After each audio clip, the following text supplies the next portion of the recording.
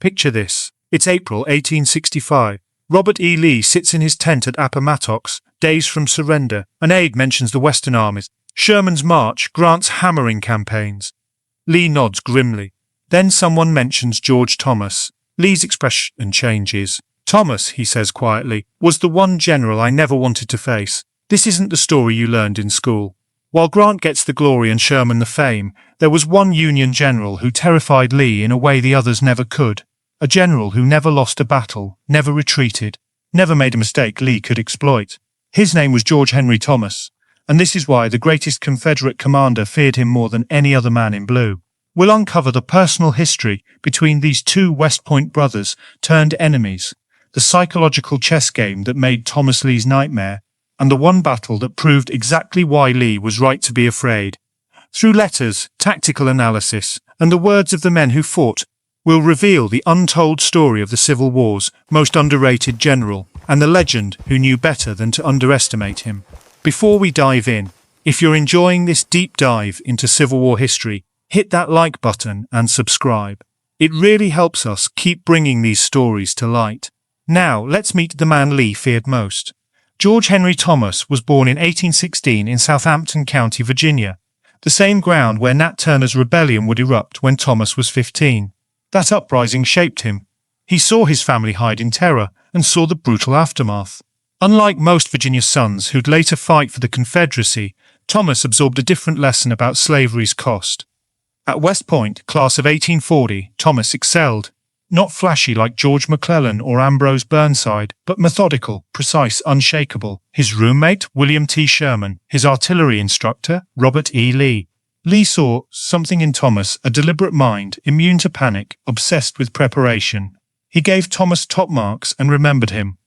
In Mexico, Thomas earned brevets at Monterrey and Buena Vista, charging Mexican artillery with such calculated courage that Braxton Bragg called him the bravest man I ever saw. But it was his steadiness under fire that officers noticed. While others got emotional, Thomas stayed cold, analytical, adjusting angles while cannonballs whistled past. The Comanche Wars out west honed him further. Leading cavalry against native raiders, he learned patience, how to wait for the perfect moment, how to read terrain, how to make the enemy come to you on ground of your choosing. A Comanche arrow pierced his chin at one skirmish, but Thomas barely flinched, calmly giving orders with blood streaming down his uniform. When secession came in 1861, Virginia expected Thomas to join the Confederacy. He was one of theirs. A slave-holding Southerner, a gentleman officer. His sisters begged him. His Virginia neighbors promised him command. But Thomas refused. "I have taken an oath to support the Constitution," he said. "I intend to keep it." His family disowned him. They hung his portrait facing the wall and never spoke his name again. Lee heard about Thomas's choice. In his private correspondence, he noted it with what almost reads like relief tinged with regret. He knew Thomas's capabilities, and now they'd be on opposite sides. Here's what made Thomas different from every other Union general Lee faced, and why it gave Lee nightmares. Thomas was Lee's perfect counter. Grant was a bulldog, aggressive, relentless, willing to take casualties to wear Lee down. Lee could exploit that. At the Wilderness, at Cold Harbor, Grant's aggression led to slaughter. Lee thrived against aggressive commanders because he could bait them into traps, use their momentum against them. Sherman was a maneuver artist, fast, unpredictable, slashing supply lines. Lee respected Sherman's boldness, but boldness meant risk. Bold generals made mistakes you could punish. Meade was cautious after Gettysburg, tentative, defensive, easily rattled. Lee pushed him around for a year after Cemetery Ridge. But Thomas? Thomas was something else entirely. Thomas fought like a chess grandmaster with infinite patience. He never attacked until every variable was calculated. He never retreated unless it was a planned withdrawal to better ground. He never, ever gave you an opening. In Lee's tactical universe built on exploiting enemy mistakes, Thomas committed none. He was the immovable object to Lee's irresistible force, and Lee knew it. In a letter to Jefferson Davis in late 1863, Lee wrote about Western theater concerns. Most of the letter discusses logistics, but one line stands out. Thomas presents difficulties of a unique nature. He does not err in the manner of other federal commanders. Translation: I can't beat him the way I beat the others. Thomas first caught Lee's full attention at Stone's River. December 31st, 1862 to January 2nd, 1863. While Lees was preparing for Chancellorsville, he followed Western reports closely. The Army of the Cumberland, under William Rosecrans, clashed with Braxton Bragg outside Murfreesboro, Tennessee. Bragg's battle plan was vintage Confederate aggression: hammer the Union right flank at dawn, roll up their line, destroy them. It worked. The Union right collapsed. Division after division shattered. Rosecrans panicked, riding among the chaos. But Thomas didn't panic. Commanding the center, Thomas formed a salient near the Nashville Pike. As broken regiments fled past him, Thomas positioned his divisions into a defensive arc: artillery on high ground, infantry in depth, cavalry screening flanks. When Confederate brigades under Patrick Cleburne charged, screaming the rebel yell, Thomas's lines erupted in disciplined volleys. Not panicked fire, aimed, timed, devastating. The Confederates came 3 times. 3 times Thomas repulsed them, his voice calm as ice, while shells exploded around his headquarters. "Steady, men, they'll break before we do." And they did. Cleburne withdrew, bloodied. The Union line stabilized. Bragg couldn't break through. By January 2nd, after a bizarre Confederate charge across open ground that ended in massacre, Bragg retreated. It was a draw, technically.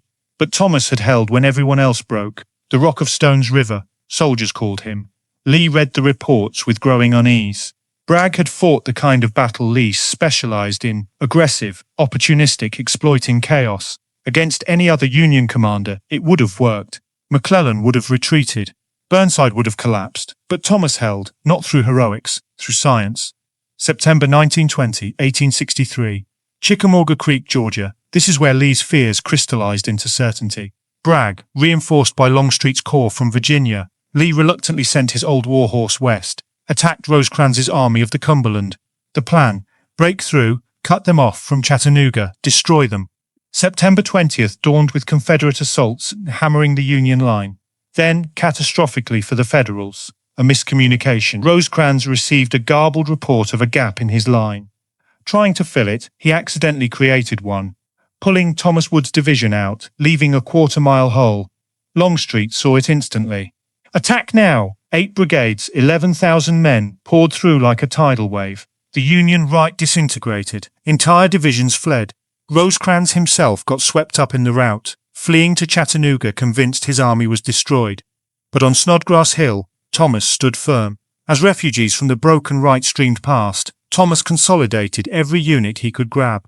Remnants of 4 divisions, artillery batteries, stragglers. He formed them into a defensive horseshoe on high ground. Longstreet, sensing total victory, threw brigade after brigade at Thomas.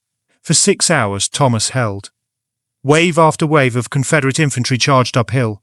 Thomas walked the lines, adjusting positions, personally sighting artillery. When ammunition ran low, he had men strip cartridges from the dead. When Longstreet tried flanking, Thomas shifted reserves with mechanical precision. It was, a Confederate officer later wrote, like attacking a fortress made of flesh. Every time we thought we'd broken them, another line appeared, firing with machine-like discipline. As sunset approached, Thomas finally withdrew, not in rout, but in formation, step by step, covering fire, alternating between regiments. The Army of the Cumberland was saved. Longstreet, Lee's finest corps commander, couldn't break him. When Lee received Longstreet's after-action report, the message was clear. Thomas is different. Longstreet, who'd held at Fredericksburg against 6 Union assaults, who'd crushed Pope at 2nd Manassas, couldn't dislodge Thomas from a hilltop. He wrote to Lee privately, "Thomas fights in a manner I've not encountered. There is no rashness to exploit, no panic to induce. He calculates like an engineer and fights like a demon, but always controlled." Lee underlined that word in his controlled. Here's why this terrified Lee specifically. Lee's entire tactical philosophy relied on reading his opponent's psychology and exploiting it. Against Hooker at Chancellorsville, Lee sensed hesitation and split his army daringly because he knew Hooker would freeze. Against Burnside at Fredericksburg, Lee recognized bullheaded stubbornness and let Burnside suicide his army against Mary's Heights. Against Pope at 2nd Manassas, Lee baited Pope's arrogance into a trap. Lee was a psychological warrior as much as a tactical one. He got inside opponents' heads. But Thomas had no psychology to exploit. He didn't get angry like Grant, cocky like Hooker, or paralyzed like McClellan. He was of a calculating machine, and machines don't make emotional mistakes. In his post-war writings, Confederate General Daniel Harvey Hill, who fought at Chickamauga, said it plainly. General Lee's great talent was inducing Federal commanders to do foolish things. General Thomas never did foolish things. This made him impossible for Lee to outmaneuver. There's a documented conversation from early 1864. Lee was discussing the possibility of reinforcing the West against Sherman's Atlanta campaign. An aide suggested Thomas wasn't the threat, Sherman was the aggressor, Thomas just held Nashville. Lee reportedly shook his head. If Sherman is the fire, Thomas is the anvil. And I'd rather face fire than an anvil any day. Fire burns itself out, an anvil just sits there, indestructible, waiting to break whatever strikes it. December 15-16, 1864, Nashville, Tennessee. This is where Lee's fears proved prophetic, and where George demonstrated exactly why he was the Union's most dangerous general. After Sherman marched to the sea, John Bell Hood, aggressive, one-legged, desperate for glory, led the Confederate Army of Tennessee north into Tennessee. Hood's plan: smash through Nashville, threaten the Union rear, maybe even force Sherman to turn back. It was audacious, it was aggressive. It was exactly the kind of move Lee might have made in 1862. Thomas waited in Nashville with 55,000 men, outnumbering Hood's 30,000. Other generals would have attacked immediately. Grant, now General-in-Chief, sent telegram after telegram. Attack! Attack! Why aren't you attacking? Thomas didn't attack. Not yet. For 2 weeks, while Grant fumed and even drafted orders to relieve him, Thomas prepared. He studied maps, positioned artillery, drilled cavalry, waited for weather to clear ice from the roads, calculated every angle. Grant wrote to Secretary of War Stanton frustrated. Thomas is too cautious. He reminds me of McClellan. But Grant didn't understand. Thomas wasn't cautious. He was certain. He was waiting until victory was mathematical. December 15th, when Thomas finally attacked, it wasn't a battle. It was an execution. His plan was surgical. Fix Hood's right with infantry demonstrations. Then, massive cavalry sweeps and infantry columns would envelop the Confederate left flank. Not break it, envelop it completely. Every move timed to the minute. It worked like clockwork. Hood's left crumbled. His center recoiled. By day's end, the Confederates were pressed back 2 miles, clinging to hills south of Nashville. December 16th, Thomas did it again. Same methodical destruction. This time, when Union troops stormed Shies Hill, the entire Confederate army disintegrated. Not a retreat, a rout. Men fled in panic, artillery abandoned, wagons captured. Hood's army ceased to exist as a fighting force. The casualties tell the story. Union, 3,000 Confederate, 6,000 killed wounded, 4,500 captured, but those numbers don't capture it. What Thomas did was eliminate an entire Confederate army, the last major force threatening the Union heartland, with such totality that it never reformed. Hood resigned in disgrace. The Army of Tennessee was finished. Grant, humbled, telegraphed Thomas, "You have accomplished one of the greatest victories of the war." When Lee heard about Nashville, his response was telling. According to his aide Walter Taylor, Lee read the dispatch in silence, then said quietly, "This is why I never wanted Thomas commanding against me. He doesn't just win battles. He ends them." By early 1865, Lee faced Grant in the trenches of Petersburg. Sherman was burning through the Carolinas. Sheridan had destroyed the Shenandoah. The Confederacy was dying. But in Lee's private moments, according to his staff, he sometimes wondered aloud about alternate histories. What if Thomas had commanded at Fredericksburg instead of Relied? Lee wouldn't have been able to bait him into those suicidal charges. What if Thomas had commanded at Chancellorsville instead of Hooker? Lee couldn't have psyched him out with the flank march. Colonel Charles Marshall, Lee's aide, recorded a conversation from March 1865. The general spoke of various Federal commanders. Of Grant, he said, "He makes mistakes, but he doesn't let them stop him." Of Sherman, "He is bold, sometimes reckless." Of Sheridan, aggressive cavalry leader. When Thomas's name came up, Lee was quiet for a moment. Then, "Thomas never gave me an opening. Never. That is the mark of a truly dangerous general. One who doesn't defeat himself for you." Lee understood warfare was often about who made fewer mistakes. Against Thomas, Lee would have to be perfect. Because Thomas was. There's no evidence they ever faced each other directly. Thomas stayed in the West, Lee in the East, but both knew the other's reputation. Both had studied under the same tactical principles at West Point, learned from the same instructors, and fought in the same Mexican War battles. They were mirror images in some ways, both Virginians, both calm under fire, both masters of defensive warfare. But Lee chose the rebellion and aggressive tactics. Thomas chose the Union and patient perfection, and Lee knew in his heart which philosophy would win a war of attrition. Here's the haunting what if. What if Thomas had been given command in the East? Lincoln and Stanton considered it multiple times. After Fredericksburg, after Chancellorsville, after the Wilderness. But Thomas was needed in the West. His steady hand kept the center from collapsing while Grant and Sherman maneuvered. But imagine Thomas commanding the Army of the Potomac in June 1864 instead of Meade under Grant. Would there have been a Cold Harbor where 7,000 Union soldiers died in 8 minutes charging prepared Confederate positions? No. Thomas would have seen those entrenchments and refused to attack, no matter what Grant wanted. He'd done exactly that at Nashville when Grant ordered him forward prematurely. Would the Petersburg siege have dragged 9 months? Unlikely. Thomas didn't siege, he calculated, then struck decisively. Like Nashville, Confederate General E. Porter Alexander, Longstreet's artillery chief, wrote in his memoirs, "Of all the Federal generals, the one we least wished to face was Thomas. Grant we could bleed. Sherman we could dodge. Meade we could confuse. Thomas we could only hope to survive." Lee never said it publicly, Southern honor wouldn't allow it, but his actions spoke. When Thomas was rumored to be moving east in late 1864, Lee strengthened his Petersburg defenses more than he had for any previous threat. When those rumors proved false, Lee's letters to Davis show a subtle relief. George Thomas died in 1870, just 5 years after the war ended. A stroke sudden and quick. He was 53. The Army of the Cumberland veterans mourned him like a father. Grant, Sherman, Sheridan attended his funeral. But history forgot him. Why? Because Thomas didn't fit the narrative. Lost cause mythology lionized Lee and demonized Grant as a butcher. Northern histories glorified Grant as the victor and Sherman as the strategic genius. Thomas, who never lost a battle, who saved the Army of the Cumberland twice, who destroyed an entire Confederate army at Nashville. He was too methodical, too unglamorous.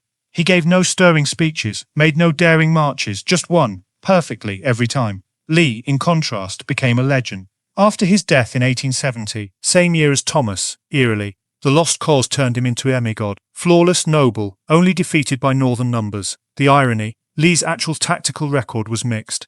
Brilliant victories like Chancellorsville, but costly defeats like Gettysburg. Bleeding his army white in attacks his best generals knew were doomed. Thomas's record, never defeated in battle, never forced to retreat without planning it, never lost an army, never made a rash decision. And Lee knew it, that's why he feared him. In the end, what made Thomas terrifying to Lee wasn't tactics or numbers or firepower. It was temperament. Lee was a gambler, a brilliant one, but still a gambler. He bet on aggression, on reading his opponent's mind, on seizing psychological advantage. At Chancellorsville, splitting his army in the face of a larger force, he won the bet. At Gettysburg, attacking Cemetery Ridge, he lost it. Thomas never gambled. He calculated, and when the equation favored him, he struck with absolute certainty. That's the nightmare scenario for any general. Facing someone who doesn't make mistakes you can exploit, doesn't feel pressure you can leverage, doesn't have an ego you can bait. Lee made his reputation breaking Union generals who cracked under pressure. Thomas was uncrackable. As we remember the Civil War today, we celebrate the dramatic Pickett's charge, Sherman's march, Grant's dogged pursuit. We should also remember the methodical brilliance of the man who never lost, never panicked, never wavered. George Henry Thomas, the Rock of Chickamauga, the Hammer of Nashville, the General Robert E. Lee feared most but never had to face. Sometimes the most dangerous enemy is the one who simply refuses to make a mistake.